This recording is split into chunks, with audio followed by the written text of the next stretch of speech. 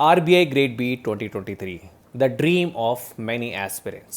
Students, preparation, consistency, hard work से कहीं ज़्यादा इंपॉर्टेंट होता है स्ट्रैटेजी। सही स्ट्रैटेजी ही आपको किसी भी कॉम्पिटिटिव एग्जाम में सक्सीड करा सकती है। Students, my name is Anshul Malik and I'm currently working as government officer in Central Secretariat Services. और आज की वीडियो में हम डिस्कस करेंगे कि रीजनिंग में आपको क्या अटेम्प्ट करना चाहिए और क्या अटेम्प्ट नहीं करना चाहिए। अगर हम वेटेज की बात करें तो सभी को पता है कि 30% वेटेज है रीजनिंग का फेस 1 एग्जामिनेशन में, जहां पर 60 क्वेश्चन आपसे पूछे जाते हैं विच कैरी 60 मार्क्स, और इनको सॉल्व करने का टाइम होता है सिर्फ 45 मिनट्स। तो अगर आपकी स्ट्रैटेजी सही है, सिलेक्शन ऑफ क्वेश्चन सही है, तभी आप सेक्शनल कट ऑफ को क्लियर कर सकते हैं। और सिचुएशन ये है स्टूडेंट्स कि जब हम रियलिटी चेक देखते हैं, यानी कट ऑफ मार्क्स हैं स्टूडेंट्स ये 2022 के फॉर फेस 1 एग्जामिनेशन, तो रीजनिंग का सेक्शनल कट ऑफ 9 मार्क्स है आउट ऑफ 60। तो ऐसा तो नहीं है जो 90% स्टूडेंट्स जो फेल हो गए फेस 1 एग्जामिनेशन में वो रीजनिंग में स्ट्रगल कर रहे हों सिर्फ 9 मार्क्स के लिए, क्योंकि बहुत सारे स्टूडेंट ऐसे होंगे जिन्होंने सक्सेसफुली IBPS PO भी दिया होगा, आपका SBI PO भी उन्होंने अटेम्प्ट किया होगा, क्लियर भी किया होगा, पर कहीं ना कहीं स्ट्रैटेजी में कमी रह गई कि यहाँ पर जो 9 मार्क्स का सेक्शनल कट ऑफ था वो क्लियर नहीं हो पाया। अगर मैं 2021 में रीजनिंग की कट ऑफ की बात करूं तो जैसा मैंने बोला था कि एग्जामिनेशन पैटर्न चेंज हो रहा है, कट ऑफ नीचे जा रही हैं, students are not able to score even 12 marks, तो 12 मार्क्स था 2021 में रीजनिंग का कट ऑफ। उसी तरीके से यहाँ पर मैंने 2013 से लेकर 2019 तक का रीजनिंग का कट ऑफ यहाँ पर आपके सामने लगाया है। आप देख सकते हैं 2013 का एग्ज़ाम बहुत सिंपल था, यहाँ पर 27 कट ऑफ था, 2014 में 24 था, उसके बाद कट ऑफ लगातार डिक्रीज़ होता चला गया। 2015 में 15 मार्क्स, 16 में भी 15 मार्क्स, 17 में भी 11 मार्क्स, 18 में भी 15 मार्क्स, 2019 में भी 15 मार्क्स। तो 2015 से अगर मैं बात करूं तो रीजनिंग का जो कट ऑफ है वो 15 मार्क्स से ज़्यादा गया नहीं है। तो अगर रियलिटी चेक की बात करें, अगर आप 8 महीने की तैयारी कर रहे हैं और रीजनिंग में से 20 नंबर भी नहीं लेके आ पा रहे हैं 60 में से, तो आप शायद गलत डायरेक्शन में तैयारी कर रहे हैं और उसी डायरेक्शन को आपको सुधारने की ज़रूरत है। तो यहाँ मैं आपको कुछ सॉलिड टिप्स देने वाला हूँ, साथ ही साथ मैं आपको एग्ज़ाम हॉल स्ट्रैटेजी भी बताऊँगा कि रीजनिंग का पेपर अटेम्प्ट करते दौरान आपको क्या ध्यान रखना चाहिए। तो पहले जब भी आप रीजनिंग का पेपर अटेम्प्ट करें, शुरू से ही घर में ही मॉक टेस्ट प्रैक्टिस के दौरान इस प्रैक्टिस को आप फॉलो करें कि पहले उन टॉपिक्स को करें जिनको सॉल्व करने में लेस टाइम लगता है। जैसे आपको पता है ये कॉन्सेप्चुअल टॉपिक्स होते हैं, syllogism, blood relation, inequalities, distance direction, data sufficiency, logical reasoning. इनको सॉल्व करने में कम टाइम लगता है, यहाँ पर एक्यूरेसी अचीव करना बहुत ही सिंपल है।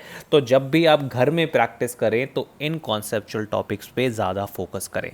आप हर एक टॉपिक्स में से हर एक वैरायटी के 100 क्वेश्चन सॉल्व करेंगे तो आपकी एक्यूरेसी अचीव हो जाएगी। यहाँ पर स्पीड का कोई इशू आपको देखने को नहीं मिलेगा। आपको स्पीड का इशू देखने को मिलेगा पजल्स के क्वेश्चन में, सिटिंग अरेंजमेंट के क्वेश्चन में, मशीन इनपुट आउटपुट के क्वेश्चन में। इस बार RBI ग्रेड बी एग्जामिनेशन की बात करें तो 35 क्वेश्चंस आपके पजल्स और सिटिंग अरेंजमेंट में थे। इनफैक्ट जो ब्लड रिलेशन और डिस्टेंस डायरेक्शन से भी क्वेश्चंस पूछे गए थे वो भी पजल और सिटिंग अरेंजमेंट के फॉर्मेट में थे। तो यहाँ पर सबसे ज़्यादा टाइम आपको लग रहा है, पर अगर 35 क्वेश्चन यहाँ से पूछे गए हैं तो कहीं ना कहीं 25 क्वेश्चन तो इन कॉन्सेप्ट से भी पूछे गए हैं, जहाँ पर 8 क्वेश्चन लॉजिकल रीजनिंग से थे, जहाँ पर आपको स्टेटमेंट पढ़ के आंसर देना था। तो कहीं ना कहीं यहाँ पर एक्यूरेसी आपकी ज़्यादा होगी और यहाँ पर आपकी स्पीड कम होगी, राइट। तो एक्यूरेसी को पहले फोकस आप कर सकते हैं, और जहाँ पर आपको टाइम ज़्यादा लगता है यानी आपकी स्पीड कम है तो उनको आप बाद में फोकस कर सकते हैं। तो ये आपका सिलेक्शन ऑफ क्वेश्चन ऐसा हो सकता है जो इम्पॉर्टेंट रोल प्ले करेगा आपके एग्जामिनेशन में। सेकंड टिप मैं आपको देना चाहूँगा कि easy comes first and difficult later. Students ये बहुत इंपॉर्टेंट स्ट्रैटेजी है। आप सबसे पहले पूरे क्वेश्चन पेपर को स्कैन करने की कोशिश कर लीजिए एक बारी, और वहाँ से आप 2 मिनट में लिस्ट डाउन कर सकते हैं कि कौन से इजी टॉपिक हैं और कौन से डिफ़िकल्ट हैं। या मैं मान लो कि आपको 5 पज़ल दे रखी हैं, कम से कम आप वेरिएबल चेक करके कि किसी में 3 वेरिएबल है, 4 वेरिएबल है, सर्कल का पज़ल है, इनवर्ड है, आउटवर्ड है, कौन सा मुश्किल है, कौन सा आसान है, ये तो आप ईजिली आइडेंटिफाई कर सकते हैं। अगर आपके पास 5 पज़ल हैं तो आपको एटलीस्ट ये तो पता होना चाहिए कि 2 ईजिली डुएबल हैं, ईजी टू टारगेट हैं और 3 मॉडरेट हैं, राइट। तो आपको ये 2 इजी का जो सिलेक्शन है वो पहले करना है, और ये जो 3 मॉडरेट पज़ल हैं इनको बाद में फोकस करना है। और सबसे इम्पॉर्टेंट एस्पेक्ट है क्रिएट योर ओन स्टाइल। आपको पता है कि हर इंडिविजुअल डिफरेंट है, किसी को पज़ल सॉल्व करना अच्छा लगता है, कोई इसमें कंफर्टेबल है, तो सबसे पहले वो इनको टारगेट करता है क्योंकि उसको पता है 35 क्वेश्चंस आपके अगर ठीक हो जाएंगे you will able to like clear the sectional cut off, और आपको ओवरऑल कट ऑफ में भी हेल्प करेगा। किसी के कॉन्सेप्ट्स अच्छे हैं तो वो हमेशा सिलॉजिज्म, इनपुट आउटपुट, या फिर आप कह सकते हैं लॉजिकल रीजनिंग जैसे टॉपिक्स को फर्स्ट पिक करेगा, तो क्योंकि उसके कॉन्सेप्ट्स अच्छे हैं। तो ये डिफरेंट स्टाइल है, हर इंडिविजुअल डिफरेंट है। तो जैसा आपका स्टाइल है, जैसे आप कंफर्टेबल हो, अगर आप पज़ल में कंफर्टेबल हो तो सबसे पहले यहाँ से आप स्टार्टिंग कर सकते हो, और बचे हुए टाइम में कॉन्सेप्ट्स आप सॉल्व कर सकते हो। एंड इसी तरीके से अगर आप इस कैटेगरी में लाई करते हो कि आपके कॉन्सेप्ट्स अच्छे हैं और बाद में आपको 5 पज़ल में से 2-3 पज़ल आइडेंटिफाई करना पसंद है कि कौन सी मॉडरेट लेवल की हैं, तो आप इस स्टाइल को अपना सकते हो। तो ये 2 कैटेगरी हैं, आप जिस कैटेगरी में लाई करते हो उसी कैटेगरी के हिसाब से अपने घर में मॉक टेस्ट की प्रैक्टिस करो, क्योंकि आपको लॉन्ग रन में यही चीज़ें काम आएंगी। नाउ अगर आप अपनी डायरेक्शन को सुधारना चाहते हैं तो you need to think on these aspects. First of all कि आपको चेंजिंग एग्ज़ाम पैटर्न के बारे में पता होना चाहिए। अब चेंजिंग एग्ज़ाम पैटर्न क्या है, आपको पता है कि पज़ल्स का जो वेटेज है वो हर साल बढ़ता जा रहा है। पहले कहीं ना कहीं 20 से 25 क्वेश्चन पज़ल से आए थे, पर अगर मैं 2021 की बात करूं तो यहाँ पर मुझे 35 क्वेश्चन पज़ल की फॉर्मेट में मिले। 25 क्वेश्चन तो आपके डायरेक्ट पज़ल से, और ब्लड रिलेशन और डिस्टेंस डायरेक्शन के क्वेश्चन भी पज़ल के फॉर्मेट में उन्होंने दे रखे थे। तो आपको इस एग्ज़ाम पैटर्न जो चेंज हो रहा है हर साल उसके बारे में पता होना चाहिए। 2021 में मैं स्टूडेंट से बात कर रहा था कि रिवर्स सिलॉजिज्म के लिए हम प्रिपेयर नहीं हैं, एकदम से एग्ज़ाम में आ गया, तो ये कोई एक्सक्यूज़ नहीं है, क्योंकि अगर आप सिलॉजिज्म आपने अच्छे तरीके से किया है तो रिवर्स सिलॉजिज्म के लिए आपको तैयार रहना चाहिए। इस साल आपने देखा कि एनालिटिकल रीजनिंग से 8 क्वेश्चंस आ गए, तो स्टूडेंट थोड़े से घबरा गए क्योंकि वो एक्सपेक्ट नहीं कर रहे थे कि इतने ज़्यादा क्वेश्चन यहाँ से पूछ लिए जाएंगे। तो स्टूडेंट्स ऐसा बिल्कुल भी नहीं है, एक टॉपिक का वेटेज कितना भी हो सकता है, बस आपके बेसिक्स क्लियर होने चाहिए in order to grab those marks. दूसरा, अंडरस्टैंडिंग द रीजनिंग सिलेबस। अब रीजनिंग सिलेबस सबको पता है कि क्या आता है यूजुअली एग्ज़ाम में, अगर मैं बैंकिंग की बात करूं, पर टॉपिक वाइज वेटेज हमें कभी कभी हम इस चीज़ को मिस आउट कर देते हैं और अलग ही टॉपिक की हम तैयारी करते रहते हैं। तो हमें प्रायोरिटी वाइज इसको रखना चाहिए, और मैं आपको बताऊंगा कि कौन से टॉपिक हैं जिनको आपको पहले प्रिपेयर करना चाहिए, ताकि आप अगली बार के लिए 2023 के लिए अच्छे तरीके से प्रिपेयर कर पाएँ। Creating the proper preparation plan. तो एक प्लान बनाना बहुत ज़रूरी है। इस पर्टिकुलर वीडियो में मैं आपको एक प्लान भी दूंगा, तो आप थोड़ा सा इस वीडियो को कंप्लीट देखिएगा, और उसको एग्जीक्यूट करना आपकी रिस्पॉन्सिबिलिटी है। आपको प्रीवियस ईयर पेपर सॉल्व करने पड़ेंगे in order to understand the RBI pattern, और आपको सारे के सारे प्रीवियस ईयर पेपर iexambee.com पर जाकर मिलेंगे, जो बिल्कुल फ्रीली अवेलेबल है, आप जाकर चेकआउट कर सकते हैं। दूसरा, आपको मॉक टेस्ट और रिवीजन करना ही करना पड़ेगा। अब मॉक टेस्ट का क्या होता है स्टूडेंट्स, मॉक टेस्ट आपको ज़रूर देना चाहिए, क्योंकि it help you to analyse your performance. आपके परफॉर्मेंस पैरामीटर आपके सामने होते हैं, अगर मैं अभी 2023 के एग्ज़ाम की बात करूं तो 8 महीने का से भी ज़्यादा का टाइम आपके पास है। अगर आप मंथ में 4 मॉक टेस्ट का टारगेट रखते हो और उससे अपने परफॉर्मेंस पैरामीटर को जज करते हो तो आप कहीं ना कहीं 8 महीनों में 32 मॉक टेस्ट प्रिपेयर कर लोगे। और यही एक एस्पेक्ट है जो आपको दूसरे स्टूडेंट से अलग रखेगा, तो इस चीज़ का आपको ध्यान रखना है। जैसा कि मैंने आपको बताया कि चेंजिंग एग्ज़ाम पैटर्न को आपको समझने की ज़रूरत है।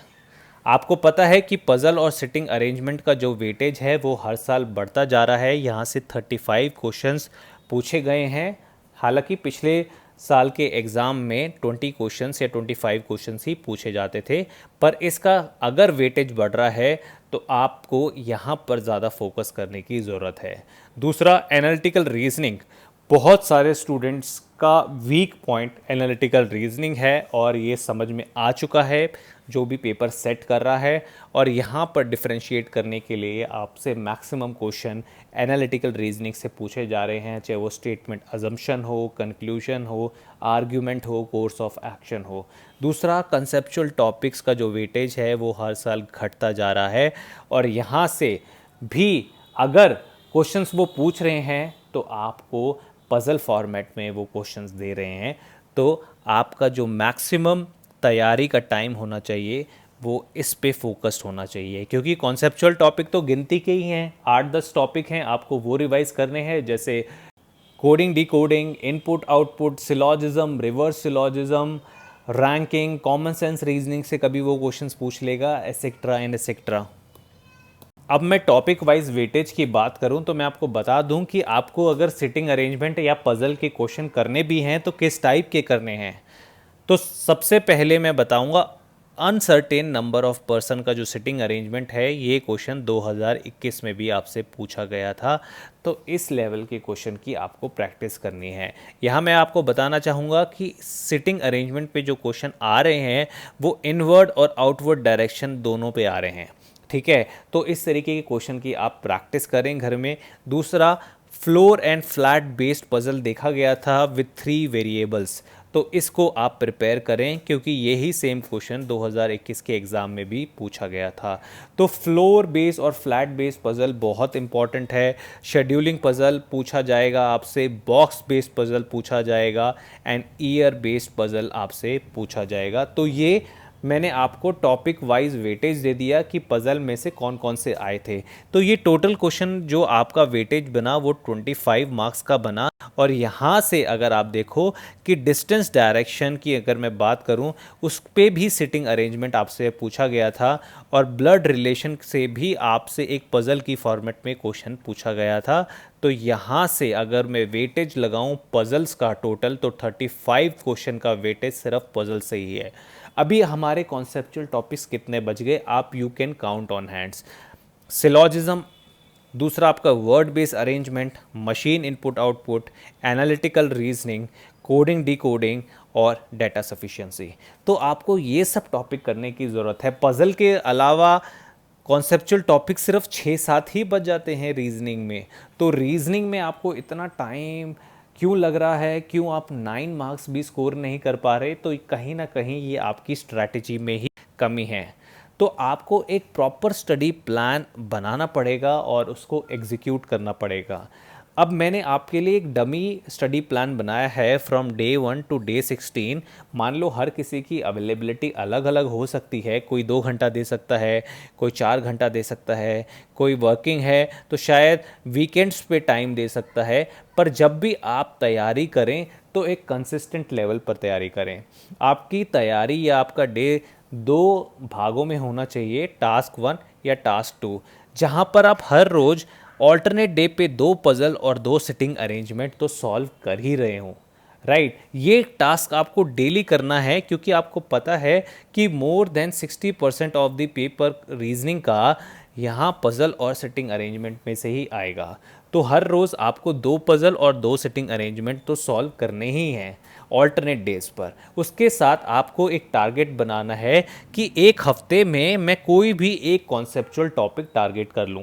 जैसे मैंने आपको बताया है कि 6 से 7 ही कॉन्सेप्चुअल टॉपिक है और अगर एक हफ्ता नहीं, मान लो आप 2 हफ्ते भी एक टॉपिक को टारगेट करते हो, तो 12 टू 14 वीक्स में आप अपने कॉन्सेप्चुअल टॉपिक को मास्टर कर सकते हो। It is very easy thing to do.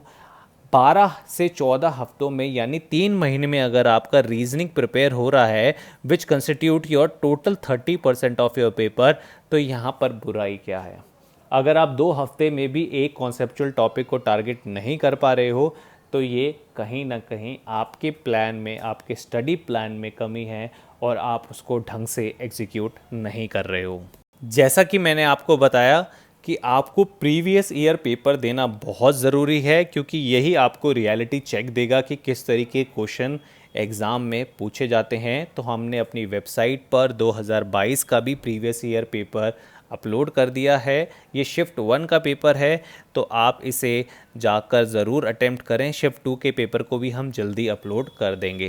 बाकी अगर मैं और पुराने सालों की बात करूं, चाहे 2016 हो गया, 2017 हो गया, 18, 19, 20 या 21, तो ये सारे पेपर हमारी वेबसाइट पर अपलोड हैं। आप iexambee.com पर जाएं, ये सारे प्रीवियस ईयर अटेम्प्ट कीजिए, अपनी कट ऑफ को मैच कीजिए, क्योंकि आरबीआई ने हर साल कट ऑफ भी रिलीज़ की है, और अपने लेवल को पहचानिए। जब तक आप अपने लेवल को नहीं पहचानेंगे, तब तक आप आरबीआई ग्रेड बी के लिए तैयारी नहीं शुरू कर सकते, क्योंकि आपको पता ही नहीं है किस डायरेक्शन में आपको अपनी तैयारी करनी है। ठीक है, तो जर्नल टिप्स हैं कुछ मैं आपको देना चाहूँगा। Do not try to study everything. मैंने जैसा आपको पहले बताया कि आपको प्रॉपर प्लानिंग के साथ पता होना चाहिए मुझे क्या पढ़ना है। आपको 2 पज़ल रोज़ सॉल्व करनी है, अगले दिन 2 सिटिंग अरेंजमेंट रोज़ करना है। तो इस तरीके से अगर आप ऐसे प्लान बनाने लग गए और ये एग्जीक्यूट करने लग गए कंसिस्टेंसी के साथ, तो 30 डेज़ में कहीं ना कहीं आप 60 पज़ल या सिटिंग अरेंजमेंट सॉल्व कर लेंगे। यही कंसिस्टेंसी के साथ 8 महीने में आप 480 पजल्स या सिटिंग अरेंजमेंट सॉल्व कर लेंगे। तो ये प्लान आपकी हेल्प करेगा। दूसरी चीज़, पहला हमें एक्यूरेसी पे ध्यान देना है। स्टूडेंट्स, कट ऑफ हमारी सेक्शनल कट ऑफ या मैं ओवरऑल कट ऑफ मानूँ तो 200 में से कहीं ना कहीं 63 कट ऑफ गई है। तो जो आरबीआई का फंडा है कि अगर आपकी एक्यूरेसी ठीक है, whether if you are able to select दो 70 क्वेश्चन जो आपको 70 मार्क्स दे दें, तो स्पीड तो मैटर ही नहीं करेगी। स्पीड होनी चाहिए नो डाउट, पर सबसे पहले आपको एक्यूरेसी अटेन करनी है, उसके बाद मॉक टेस्ट लगा के स्पीड पर फोकस करना है। तीसरा important point, work on your weak areas. अब ये वीक एरियाज़ का मालूम कैसे पता चलेगा? जब तक आप रेगुलर मॉक टेस्ट अटेम्प्ट नहीं करोगे। मैंने आपको टारगेट दिया है कि 1 मंथ में आपको 4 मॉक टेस्ट अटेम्प्ट करने हैं। तो अगर 8 मंथ्स की मैं बात करूं, तो आप यहाँ पर कहीं ना कहीं 32 मॉक टेस्ट अटेम्प्ट कर लेंगे, और यहाँ से आपके वीक एरिया हर हफ्ते आइडेंटिफाई होते रहेंगे और उन्हीं को आपको इम्प्रूव करने की ज़रूरत है। Work on your approach in the examination. जैसा मैंने आपको पहले बताया कि एग्ज़ामिनेशन हॉल की स्ट्रैटेजी बिल्कुल क्रिस्टल क्लियर होनी चाहिए कि आपको पहले पज़ल को टारगेट करना है या कॉन्सेप्चुअल टॉपिक को टारगेट करना है। हर इंडिविजुअल डिफरेंट है, किसी का पज़ल स्ट्रॉन्ग है, किसी के कॉन्सेप्ट स्ट्रॉन्ग है। तो आपको अपनी अप्रोच पर काम करना है, और वो 20 से 25 क्वेश्चन सेलेक्ट करने हैं। सिलेक्शन ऑफ द क्वेश्चन बहुत इंपॉर्टेंट होगा आपके सिलेक्शन में, अगर आप आरबीआई ग्रेड बी 2023 की तैयारी कर रहे हैं। Maximise your practice level. Conceptual topics मैंने कितने बताए?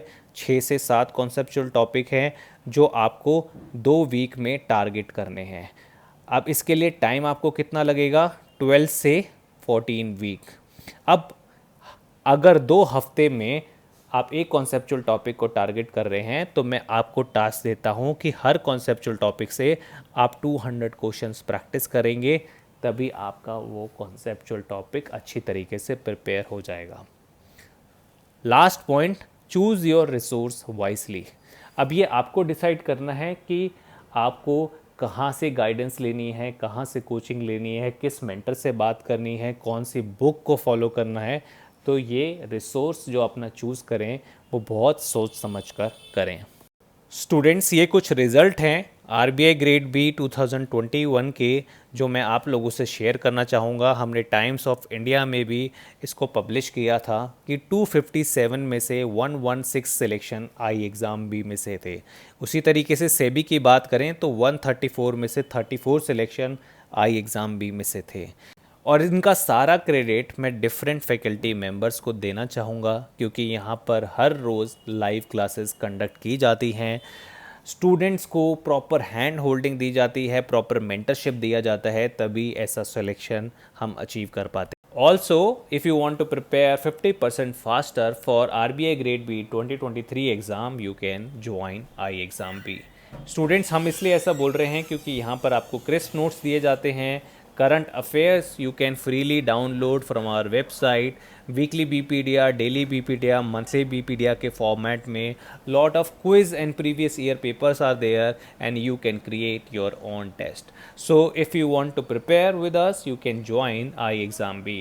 स्टूडेंट्स, आई होप कि आपको ये वीडियो पसंद आया होगा and thanks for watching I exam B.